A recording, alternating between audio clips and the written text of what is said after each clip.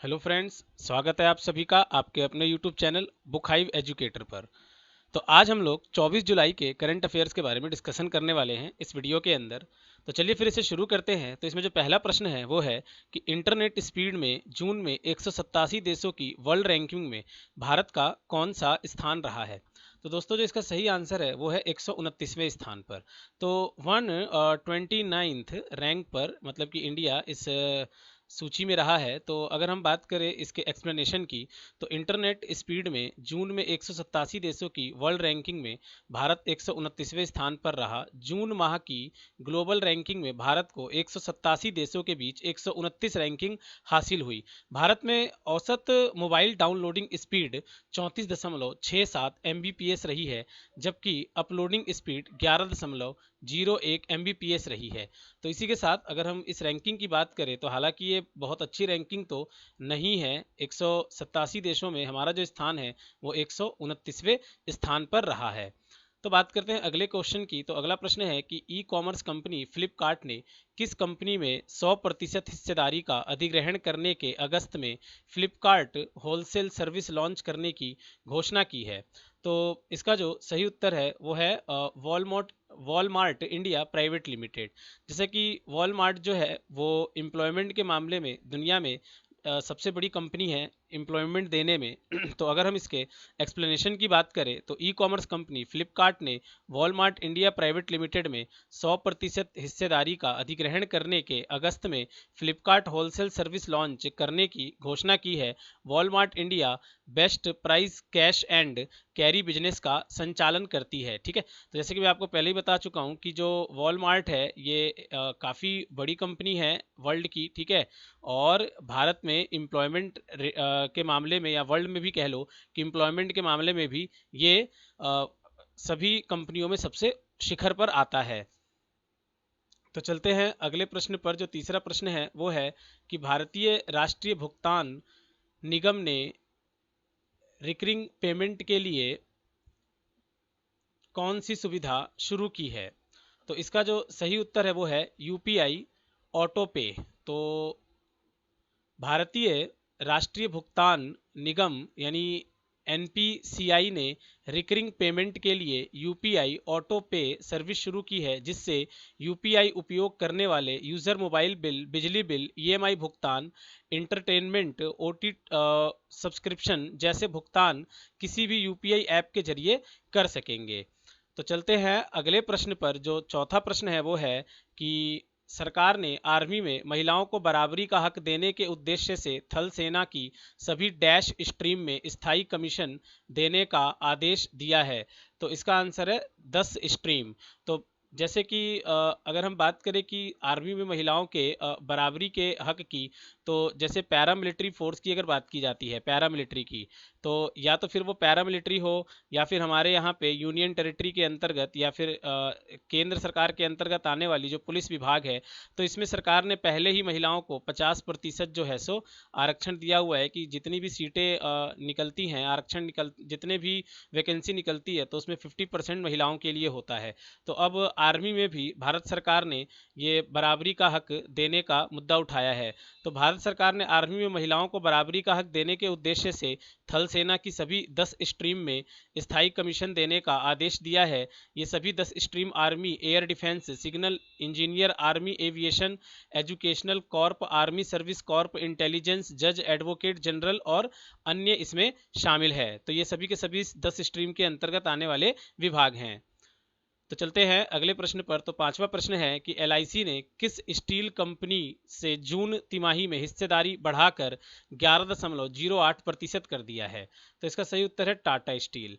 तो हाल ही में एलआईसी ने टाटा स्टील कंपनी में जून तिमाही में हिस्सेदारी को 2% से अधिक बढ़ाकर 11.08% कर दिया है। लेकिन अगर यह कंपनियों की हिस्सेदारी मिला दे तो टाटा स्टील में बीमा कंपनियों की हिस्सेदारी 17% से अधिक हो गई है। तो टोटल जो बीमा कंपनी का जो हिस्सेदारी है टाटा में, जो इन्वेस्टमेंट है टाटा स्टील में, वो आपका 17% है। लेकिन अगर बात की जाती है स्पेशल एलआईसी की, तो एलआईसी की जो भागीदारी है अब इसमें 11.08% है, जो कि पहले 2% होया करती थी और बढ़कर ये काफ़ी ज़्यादा हो गई है अब। तो बात करते हैं अब छठे प्रश्न की। तो छठा प्रश्न है कि निम्न में से किस देश ने फ्रंट लाइन वॉरियर के तौर पर कार्य करने वाले भारतीय मूल की नर्स को राष्ट्रपति पुरस्कार से सम्मानित किया है? तो इसका सही उत्तर है सिंगापुर। तो ये इंडियन ओरिजिन की महिला है, भारतीय नर्स, जिनको सिंगापुर के द्वारा जो है सो राष्ट्रपति पुरस्कार से सम्मानित किया गया है। कोविड-19 में इनकी बहुत बड़ी भागीदारी भी रही है। तो सिंगापुर देश में कोरोना के समय के दौरान फ्रंटलाइन वॉरियर के तौर पर कार्य करने वाली भारतीय मूल की नर्स कला नारायण स्वामी को राष्ट्रपति पुरस्कार से सम्मानित किया गया है। वे उन 5 नर्सों में शामिल है जिन्हें इस पुरस्कार से सम्मानित किया गया है। तो खासकर जो इनका जो कंट्रीब्यूशन रहा है वो आप देख सकते हैं कि कोविड-19 के दौरान काफ़ी ज़्यादा इनका कंट्रीब्यूशन रहा है। तो अब चलते हैं 7वें प्रश्न पर। 7वां प्रश्न है कि सुप्रीम कोर्ट ने इनकम टैक्स विभाग को किस टेलीकॉम कंपनी को 833 करोड़ रुपए का रिफंड देने का आदेश दिया है? तो इनकम टैक्स विभाग को 833 करोड़ रुपए जो है वो वोडाफोन और आइडिया को चुकाना है। तो सुप्रीम कोर्ट ने इनकम टैक्स विभाग को वोडाफोन आइडिया टेलीकॉम कंपनी को रुपए रिफंड, मतलब कि इनकम टैक्स के द्वारा रिफंड किया जाना है इन कंपनी को, तो रुपए का रिफंड देने का आदेश दिया है। वोडाफोन आइडिया ने हाल ही में एजीआर के लिए 15 साल का समय भी मांगा था। तो चलते हैं अगले प्रश्न पर। 8वां प्रश्न है, इनमें से किस राज्य ने पेंशन देने वाली मधु बाबू पेंशन योजना के तहत ट्रांसजेंडर समुदाय को शामिल किया है? तो इसका सही उत्तर है उड़ीसा सरकार। तो ये जो आपका जो मधु बाबू पेंशन योजना जो है ये आपका उड़ीसा सरकार के द्वारा चलाया जा रहा है। तो इसमें महिलाओं वगैरह को या वृद्ध व्यक्तियों को तो पहले ही शामिल किया ही गया था। अब इसके बाद इसमें जो है सो ट्रांसजेंडर समुदायों को भी इंक्लूड कर दिया गया है।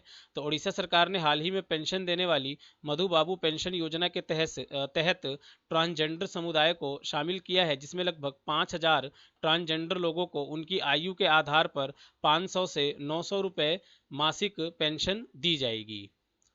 तो बात करते हैं अब 9वें प्रश्न की। तो 9वां प्रश्न है कि legends of chess online tournament में सेकेंड राउंड में विश्वनाथ आनंद को किस खिलाड़ी ने हरा दिया है? तो इसका सही उत्तर है मैग्नस कार्लसन। तो अभी जो है मैग्नस कार्लसन जो कि नॉर्वे के खिलाड़ी हैं, जो कि नॉर्वे से बिलोंग करते हैं और अभी वर्ल्ड रैंकिंग में नंबर 1 पर भी चल रहे हैं। तो वर्ल्ड नंबर 1 चेस खिलाड़ी नॉर्वे के मैग्नस कार्लसन ने legends of chess online tournament में पहली बार भाग ले रहे विश्वनाथ आनंद को 1.5 2.5 से हरा दिया है। इस टूर्नामेंट को $1.5 लाख की इनाम राशि भी है। अगला प्रश्न है कि हाल ही में किस देश ने रोवर मिशन 2 मार्स के तहत अपना तियानवें एक रॉकेट मंगल ग्रह की ओर लॉन्च किया है? तो इसका उत्तर है चीन।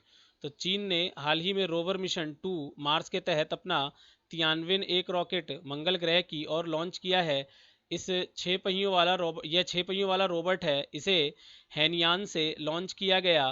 तिनानवें शब्द का अर्थ है स्वर्ग से सवाल पूछना।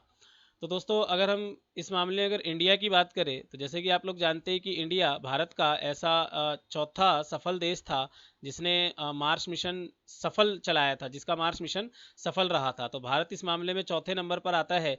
इससे पहले जापान और चीन भी मार्स मिशन चला तो चुके हैं लेकिन वो कामयाब नहीं रहे थे, जबकि भारत पहला दुनिया का ऐसा देश है जो अपने पहले प्रथम बार में, जो कि अपने फर्स्ट अटेम्प्ट में कामयाब भी रहा था। तो दोस्तों ये तो आपके 24 जुलाई के करंट अफेयर थे। अब हम लोग 24 जुलाई के ऐतिहासिक घटनाओं के बारे में चर्चा करते हैं। तो 1793 में फ्रांस ने कॉपीराइट कानून बनाया। 1823 में चिली में दास प्रथा समाप्त हुई।